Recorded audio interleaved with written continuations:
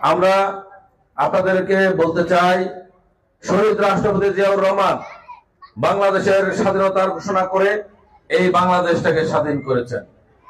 শহীদ রাষ্ট্রপতি জিয়াউর রহমান বহুদলীয় গণতন্ত্র প্রবর্তন করেছিলেন। শহীদ রাষ্ট্রপতি জিয়াউর রহমান তলাবিহীন ঝুড়ি থেকে বাংলাদেশকে সমৃদ্ধ বাংলাদেশে রূপান্তর করেছিলেন। শহীদ রাষ্ট্রপতি জিয়াউর রহমান কেমন একজন সৎ ব্যক্তি ছিলেন, সৎ নেতা ছিলেন, সৎ রাষ্ট্রনায়ক ছিলেন।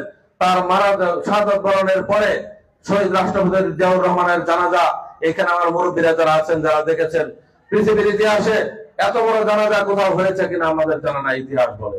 কারণ জিয়াউর রহমান মানুষের মনের মণিকোঠায় জায়গা করে নিয়েছিলেন। মাত্র 3.5 বছরের শাসন আমলে জিয়াউর রহমান বাংলাদেশকে স্বনির্ভর বাংলাদেশে রূপান্তরিত করেছিলেন। আজকে সেই নেতার শাহাদাত বার্ষিকী। এই নেতার শাহাদাত বার্ষিকীর দিনে আমরা আপনাদের উদ্দেশ্যে বলতে চাই, বাংলাদেশ জাতীয়তাবাদী দল বিএনপি জিয়াউর রহমানের জনন্য সৃষ্টি। এই দল 1981 সালের 30 মে শহীদ রাষ্ট্রপতি জিয়াউর রহমানকে এই শাহাদাত বরণের পরে আমাদের মমতাময়ী মা, আমাদের নেত্রী দেশনেত্রী বেগম খালেদা জিয়া এই দলের হাল ধরেছিলেন। 1991 সালে আমরা বিএনপি বেগম খালেদা জিয়ার নেতৃত্বে বাংলাদেশের রাষ্ট্র ক্ষমতায় এসেছিলাম।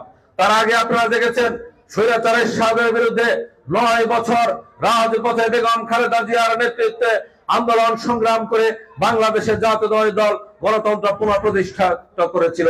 আবার 2008 সাল থেকে এই ফ্যাসিস্ট হাসিনা তার দূষরেরা ভারতীয় সহযোগিতায় যখন বাংলাদেশের গণতন্ত্রকে হরণ করেছে, বাংলাদেশের নির্বাচনী ব্যবস্থাকে ধ্বংস করেছে, একের পর এক নিশিরাতের ভোটের মাধ্যমে রাষ্ট্র ক্ষমতাকে দখল করেছিল, তখনও বেগম খালেদা জিয়া আপোষহীন থেকেছেন। সরকার অনেক আপোষ করার পরামর্শ দিয়েছে, বিদেশে যাওয়ার বদলে আপোষ করতে বলেছে। দেশনেত্রী বেগম খালেদা জিয়া কোনদিন স্বৈরাচারের সাথে আপোষ করেন নাই। তিনি কারাগারকে বেছে নিয়েছিলেন, তিনি মৃত্যুর দ্বার প্রান্তে চলে গিয়েছিলেন, তবুও স্বৈরাচারের সাথে তিনি আপোষ করেন নাই। সেই আপোষহীন নেত্রীর দল করে আমরা জাতীয়তাবাদী দল বিএনপি। আমাদের নেতা দেশনায়ক তারেক রহমান, তিনি বিদেশে থেকে দিনের পর দিন, রাতের পর রাত এই বাংলাদেশের মানুষের দুঃখ দুর্দশা নিয়ে বাংলাদেশের গণতন্ত্র পুনরুদ্ধারের সংগ্রামে যিনি আমাদেরকে নেতৃত্ব দিয়েছেন, বাংলাদেশের মানুষকে নেতৃত্ব দিয়েছেন। অবশেষে জুলাই বিপ্লবের মধ্যে দিয়ে, ছাত্র জনতার রক্তক্ষয়ী সংঘর্ষের মধ্যে দিয়ে হাসিনা বাংলাদেশ থেকে পলায়ন করেছে। হাসিনায় পলায়ন করলে কি হবে? এই হাসিনার দূষররা এখনো আছে না বাংলাদেশে? এই হাসিনার দূষরেরা, ফ্যাসিস্টের সহযোগীরা এখনো বাংলাদেশে কিন্তু আছে। যারা ফ্যাসিস্ট আমলে, যারা ফ্যাসিস্টের দ্বারা লাভবান হয়েছে, তারাও তো ফ্যাসিস্টের সহযোগী নাকি? তারাও আছে। যারা বেগম খালেদা জিয়ার দুর্দিনে দুঃসময়ে যারা বেগম খালেদা জিয়ার পাশে ছিল না, তারাও আছে। আছে না? একদিন জেল নাই, জুলুম নাই, মামলা নাই, আছে না?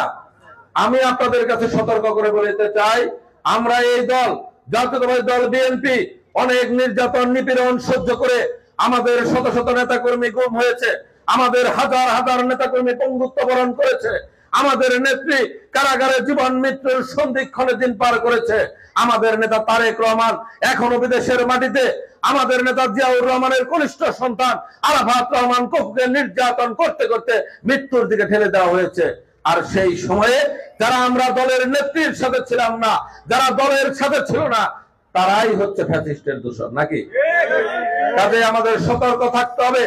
এই সতর্ক আপনাদের এই জন্য করি, এই ফ্যাসিস্টরা এই বাংলাদেশে যাতে আর ফিরে আসতে না পারে। আর যদি ফিরে আসতে না পারে, সেই জন্য আমাদের সামনে একটি মাত্র পথ খোলা, আর সেই পথ হচ্ছে বেগম খালেদা জিয়ার নেতৃত্বে, দেশনায়ক তারেক রহমানের নেতৃত্বে ধানের শীষ প্রতীকে নির্বাচিত করে, ব্যালট পেপারের মাধ্যমে নির্বাচিত করে গণতান্ত্রিক সরকার প্রতিষ্ঠা করাই হচ্ছে একমাত্র পথ। আমি আপনাদের কাছে অনুরোধ করব, আসুন সামনে ডিসেম্বরে যে নির্বাচন হবে, সেই নির্বাচনে আমরা ব্যক্তি স্বার্থ ভুলে গিয়ে ধর্ম নির্বিশেষে ঊর্ধ্বে উঠে ফ্যাসিস্ট বাদে আর সকলে আমরা ঐক্যবদ্ধ হই, এদেশের স্বাধীনতার প্রশ্নে ঐক্যবদ্ধ হই, এদেশে ইসলামী মূল্যবোধ টিকিয়ে রাখার জন্য ঐক্যবদ্ধ হই, এদেশে ভারতীয় আধিপত্যবাদকে রুখে দেওয়ার জন্য আমরা ঐক্যবদ্ধ হই। যদি আমরা হতে পারি, আমাদের ইসলামী মূল্যবোধের চেতনার গণতান্ত্রিক বাংলাদেশ দীর্ঘস্থায়ী হবে। এদেশের স্বাধীনতার সার্বভৌমত্ব দীর্ঘস্থায়ী হবে, এদেশের গণতন্ত্র দীর্ঘস্থায়ী হবে, আমাদের বাক স্বাধীনতা দীর্ঘস্থায়ী থাকবে। আমি শুধু আপনাদেরকে আহ্বান জানাতে চাই, আপনাদের সন্তান হিসেবে দেশনেত্রী বেগম খালেদা জিয়া, দেশনায়ক তারেক রহমান আমাকে ঘাটাইলের বিএনপির দায়িত্ব দিয়েছেন, আপনাদের জনগণের পাশে থাকার দায়িত্ব দিয়েছেন। আমি আপনাদেরকে বলতে পারি, আমি আপনাদের মতোই একটা মধ্যবিত্ত ঘরের সন্তান, বাংলাদেশের সর্বোচ্চ বিদ্যাপীঠ ঢাকা বিশ্ববিদ্যালয়ে লেখাপড়া করেছি, বাংলাদেশের সর্বোচ্চ আদালতের আইনজীবী পড়াশোনা করেছি, নিজের যোগ্যতায় এই পর্যন্ত এসেছি। আর আপনাদের দোয়ায়, বাবা মার দোয়ায় আমি সোনার চামচ মুখে দিয়ে জন্মগ্রহণ করি নাই। আজ একটা কথা বললাম, আপনারা ভালো কিছু করে দিলেন, নির্বাচিত করে দিলেন, ঢাকা গেলাম আর চিনলাম না, তা না। আমরা তো এই মাটিরই মানুষ, আমরা আপনাদের মতো এই সমাজের একবারে মধ্যবিত্ত ঘরের সন্তান। কাজেই আমি আপনাদের কাছে দত্ত আহ্বান জানাবো, আমাকে যে দায়িত্ব আমার দল দিয়েছে, ইনশাআল্লাহ আগামী নির্বাচনে আল্লাহর রহমতে আবার ধানের শীষ প্রতীক নিয়ে আপনাদের সামনে ইনশাআল্লাহ। আপনারা যদি পাশে থাকেন, আপনারা পাশে থাকবেন। আমি আমার সারা জীবন ঢাকা বিশ্ববিদ্যালয়ে পড়াশোনা করেছি, অনেক বড় চাকরি করতে পারতাম, বন্ধু বান্ধব বড় বড় অফিসার। রাজনীতি, জনসেবা করব, রাজনীতি করব, নিজের আল্লাহর রহমতে ব্যবসা বাণিজ্য আছে, ভালো আছি, অসুবিধা নাই। আপনাদের পাশে থেকে এই ঘাটালের উন্নয়নের জন্য, ঘাটালের মানুষের দুঃখ দুর্দশার পাশে থেকে নিজেকে নিবেদিত করতে চাই, এইটুকুই আপনাদের কাছে চাই। আপনারা আমাকে আপনাদের সন্তান হিসেবে পাশে রাখবেন, এইটুকু বলে এই দিগর ইউনিয়নে আপনারা পাশে থেকে, আপনাদের সকল উন্নয়নে, আপনাদের সকল প্রতিষ্ঠানের পাশে থেকে, আপনাদের সন্তানদের পাশে থেকে, আপনাদের পাশে থেকে আমি যাতে কাজ করতে পারি, সেই আশা, সেই প্রত্যাশা ব্যক্ত করে আপনাদের সকলকে আমাদের কর্মসূচিতে আসার জন্য ধন্যবাদ জানিয়ে বক্তব্য শেষ করছি। খুদা হাফেজ। বাংলাদেশ জিন্দাবাদ। শহীদ রাষ্ট্রপতি জিয়াউর রহমান অমর হোক। দেশনেত্রী বেগম খালেদা জিয়া জিন্দাবাদ। আরুল হক, তারেক রহমান জিন্দাবাদ।